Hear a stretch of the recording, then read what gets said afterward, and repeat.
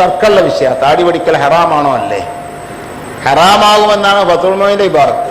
വയഹ്റുമു ഹൽഖുൽ ലിഹിയത്ത്, ഫത്ഹുൽ മുഈനിന്റെ ഇബാറത്ത് അങ്ങനെയാണ്. കറാഹത്തേ ഉള്ളൂ എന്നുള്ള അഭിപ്രായം വേറെയുണ്ട്. എന്തോ ആവട്ടെ, അതൊരു ശൈഖിന്റെ ഭാഗത്ത് ഉണ്ടാകേണ്ട സുന്നത്തല്ല.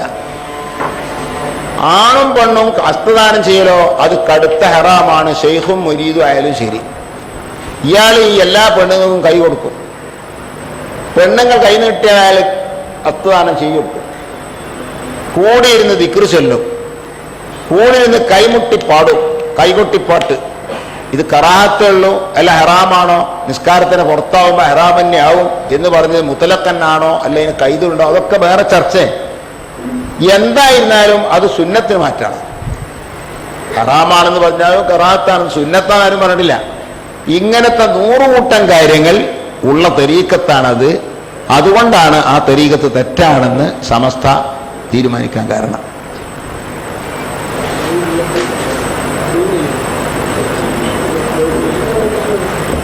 ചില തരീക്കത്തിലുള്ള ആളുകൾ മുടി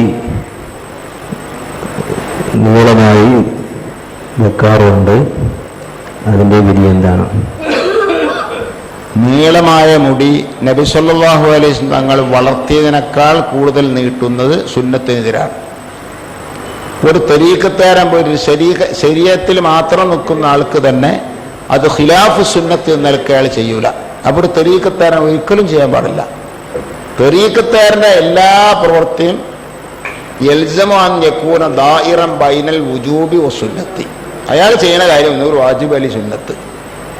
ഒരു കൂലില്ലാത്ത മുബാഹടക്കം തനിച്ച മുബാഹ് അൽ മുബാഹു സിർഫു അതടക്കം അയാൾ ചെയ്യൂല.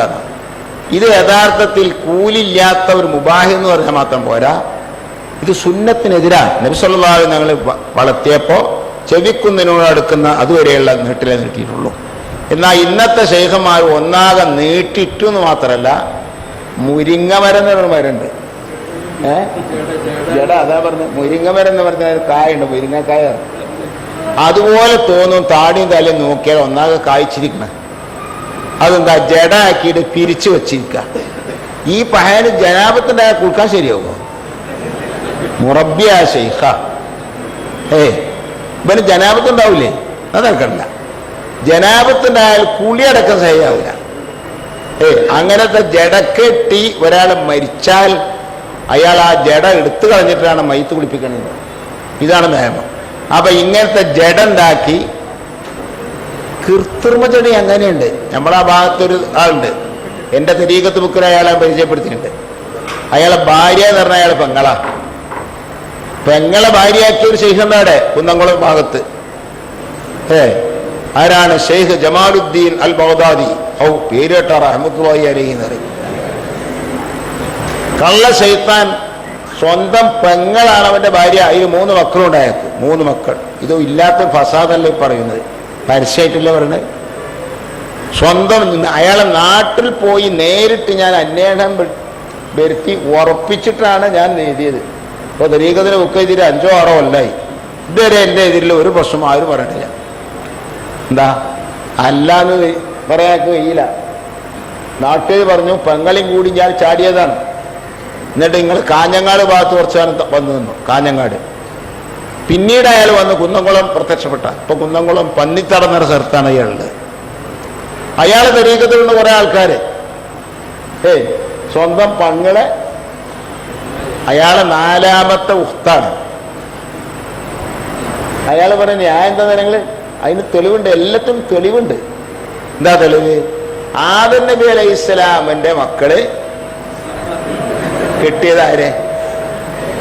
ഓരോ കൂട്ടത്തിലും ഈ 2 മക്കൾ ഉണ്ടാകുമ്പോൾ അതിലുള്ള ആണ് മറ്റേ കൂട്ടത്തിൽ പെണ്ണിനെ കെട്ടി. അപ്പൊ എന്റെ തരീഖത്ത് ആദം നബി തരീഖത്ത് ചളിയും.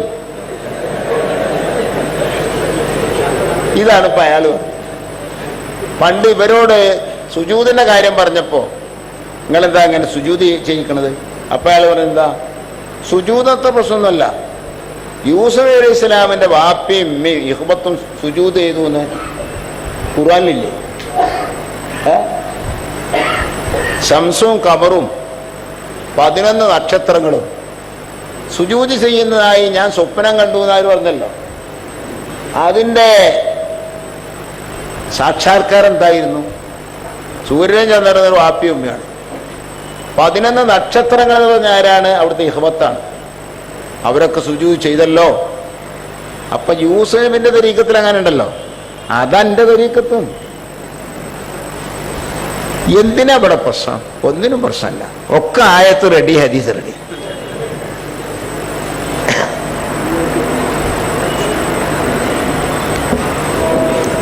ഷെയ്ഖാനെന്ന് പറയപ്പെടുന്ന ഒരാളെ എടുത്ത് ഒരുപാട് മുദരീസുമാർ ദർസ് ഒഴിവാക്കി കൂടുന്നുണ്ട്.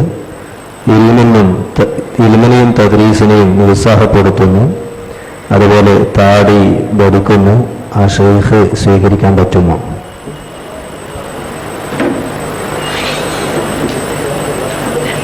അങ്ങനത്തെ ഷെയ്ഖുമാർ ഒരു കാരണവശാലും സ്വീകരിക്കാൻ പറ്റൂല.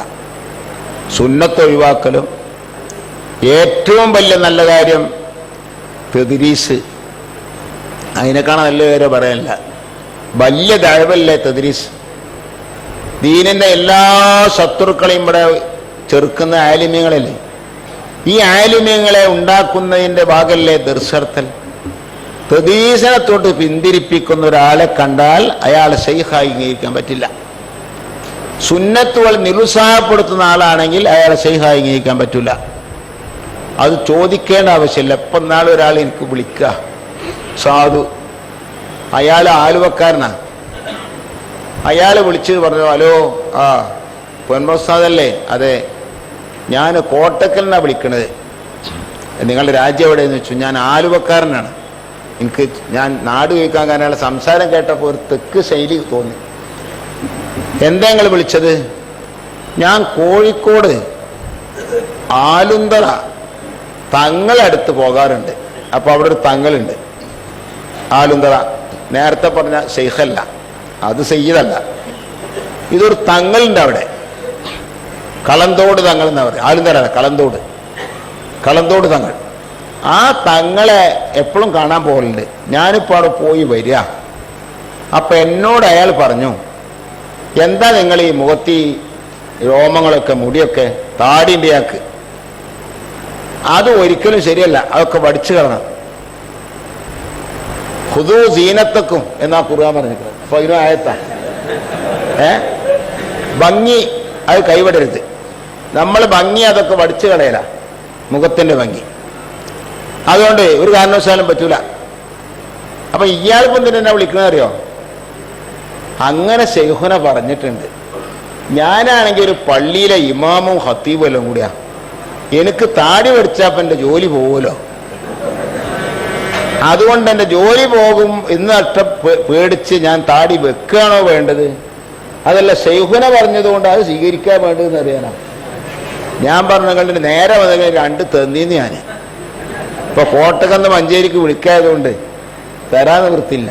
നിങ്ങൾക്ക് ഇത്ര ഹമാക്കത്ത് ചോദിക്കേണ്ട അവസ്ഥയിലെത്തിയില്ല. നിങ്ങളൊരു മൊയിലേരല്ലേ, ഒരു കള്ളനല്ലേ അവൻ ശൈഖാൻ ആരെങ്ങളോട് പറഞ്ഞു.